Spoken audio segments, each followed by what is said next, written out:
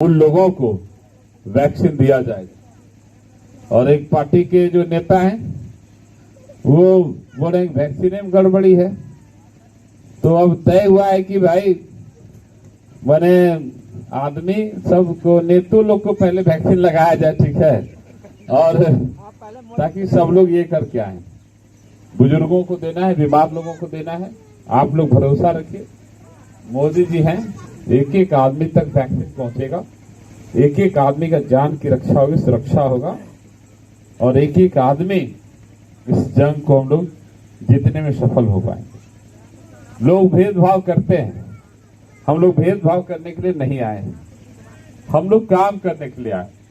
और आप सबसे कहना चाहते हैं, जिन्होंने वोट दिया है उनके भी हम ही विधायक, उनके तो हम हैं ही, और जिन्होंने वोट नहीं दिया उनके भी हम ही विधायक हैं, ठीक है। संविधान में कहीं कोई व्यवस्था नहीं है जो वोट नहीं दिया उसके लिए अलग से कोई विधायक हो जाए।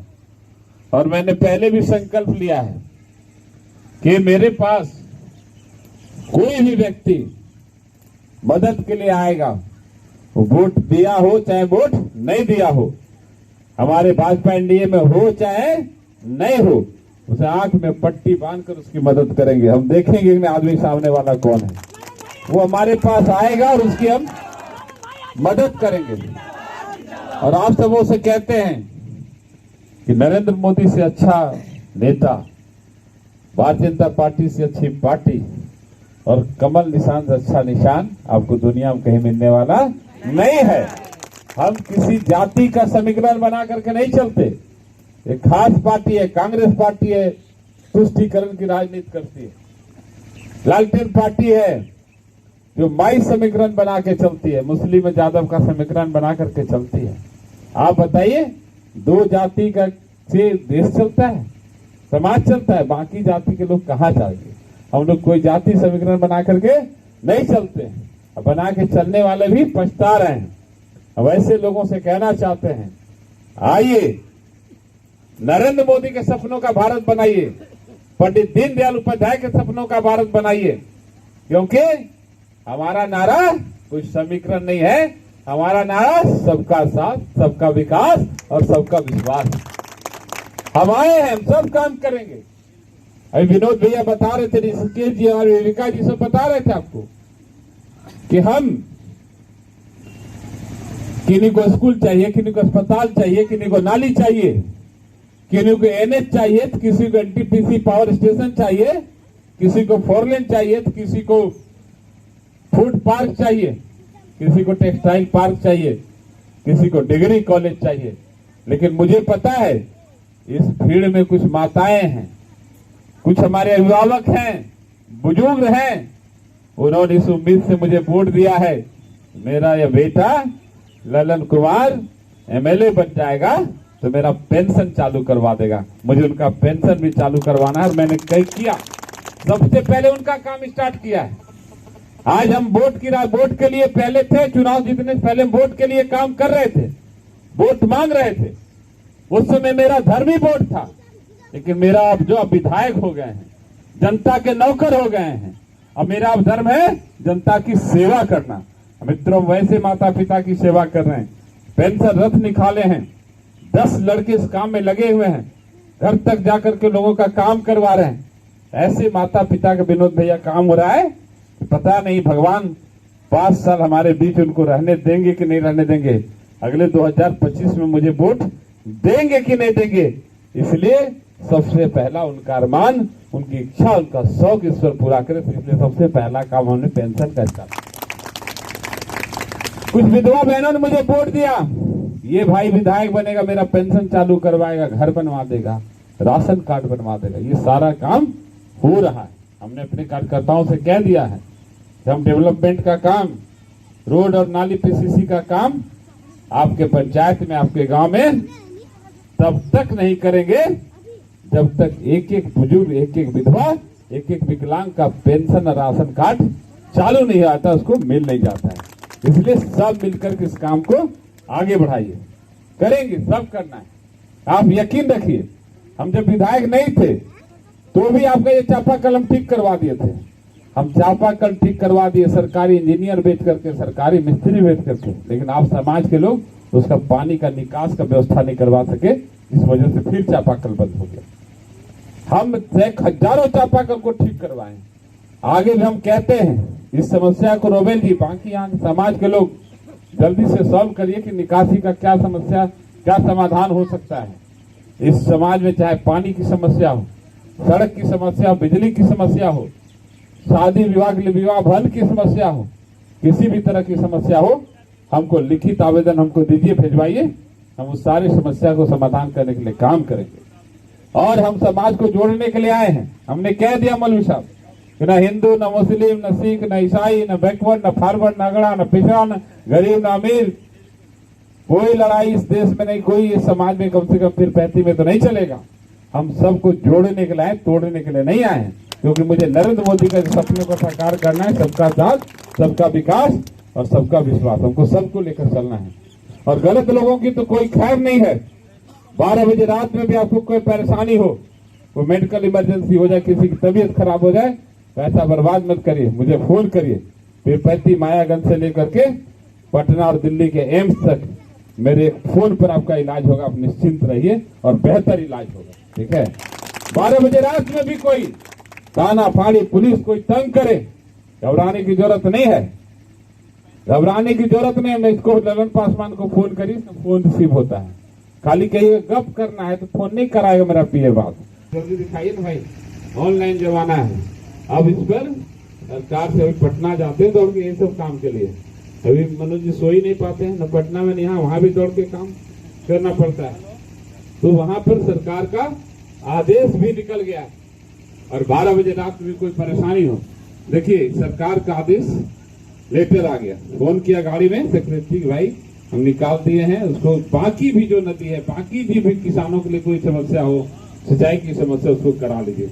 आप सब हमको बताते रहिए, करते रहिए, निश्चिंत रहिए। हम आप सबको कहने के लिए आए हैं, आप लोगों ने जग कर बहुत मेहनत किया है।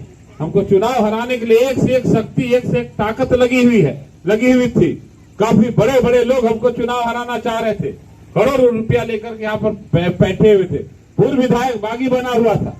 आप लोग ने रात भर जग करके वोट की रखवाली करी, जुगवारी करी है, और एक एक वोट जो है बीजेपी के कमल निशान पर हमको चुनाव जिताने का काम किया है।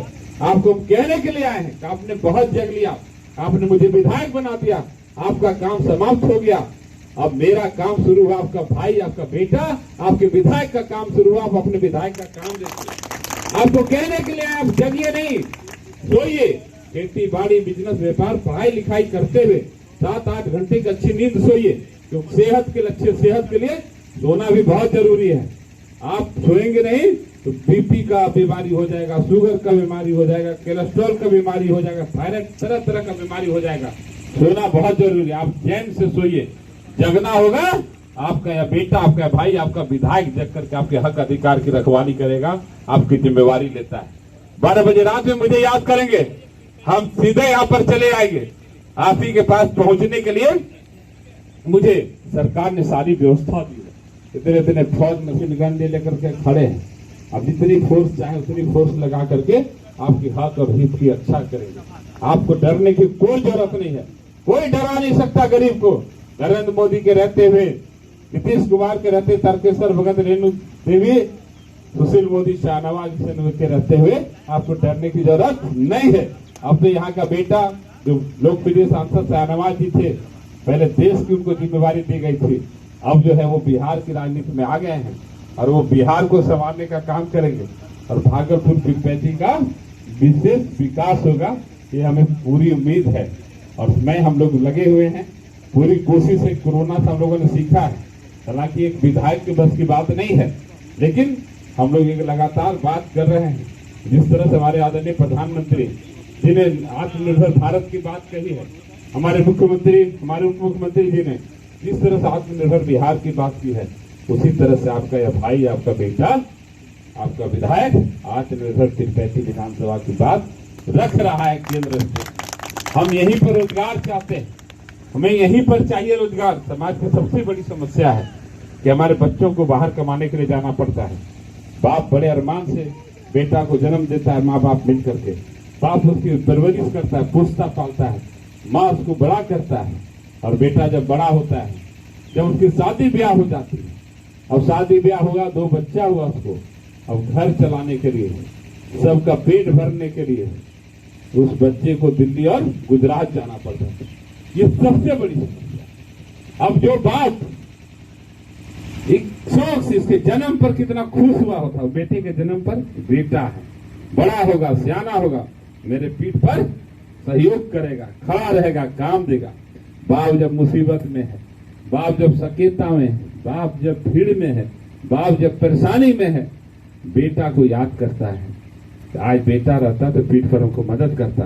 बेटा दिल्ली और गुजरात में है, माँ बीमार है, पेट में दर्द है, बुखार है, परेशान है, मन ही मन बेटा बेटा करता है। बेटा दिल्ली और गुजरात में सबसे बड़ी। पत्नी पति को याद करती है, मन में सोचती है, आज पति रहता ये करते, आज ये बना था, ये खिलाते। छोटी छोटी जो हम लोग भावनात्मक आदमी है ना, अब कुछ भी बन जाएगा, चितवे बगिया बन जाएगा, रहते फरलवा के पापा रहते तो उसको खिलाते। आज कोई तकलीफ है, कोई दिल दुखा दिया, वो रहते तो उनको सुनाते। पत्नी पति के लिए तड़प रही है, अब पति कहाँ है? दिल्ली और गुजरात। सब सीने में पींच करने वाली बात है कि छोटा छोटा बच्चा, नन्हा नन्हा बच्चा पापा पापा कहता है, पापा दिल्ली और गुजरात में। ये सबसे बड़े दुख की बात है। हम चाहते हैं, लगातार अपने नेताओं से कहना चाहते हैं, और आप लोग भी, कोई भी नेता आवे उससे एक ही मांग रखिए, 2000-4000 रुपया कम ही सही, ऐसा कुछ करिए, इलाके में कुछ काम खड़ा करिए, कुछ फैक्ट्री खड़ा करिए, कुछ रोजगार खड़ा करिए कि किसी के बेटे को, किसी के पति को और किसी बच्चे के पापा को दिल्ली और गुजरात नहीं जाना पड़े, यहीं पर रोजगार मिले, यहीं पर काम करे।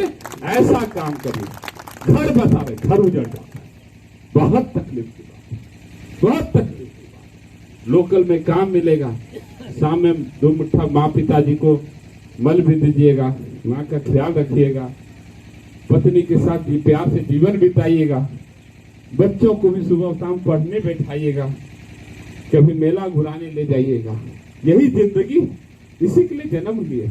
लेकिन हम लोगों को क्या क्या जिंदगी छीन लिया। आप कल्पना करिए, दिल्ली गुजरात में भी यही एमएलए एमपी रहता होगा, इतना ही दरमाहा, इतना ही सैलरी, इतना ही पावर है, वो कैसे अपने प्रदेश को, अपने क्षेत्र को चलाता है कि वहां के लोग यहाँ को रोजगार करने नहीं आना पड़ता है। क्यों नहीं दिल्ली गुजरात के लोग भी बिहार में आते हैं, भागलपुर में आते हैं, पंजाब के लोग क्यों नहीं आते हैं? हमको क्यों वहां जाना पड़ता है? हमारे नेता में ही फॉल्ट है, हमारे लीडर में ही गड़बड़ी है, हम में भी गड़बड़ी है, समाज में भी गड़बड़ी है। काम तो चाहिए, रोजगार तो चाहिए। वोट देंगे हिंदू मुस्लिम के नाम पर, वोट देंगे बैकवर्ड फॉरवर्ड के नाम पर। हमको समझना होगा, हमको सीखना पड़ेगा। हम जब भी जाते हैं, हिंदू वोट पर देखें, बूथ पर बहुत अच्छा वोट है, मुस्लिम वोट पर देखिए तो खाली लालटेन निकल रहा है।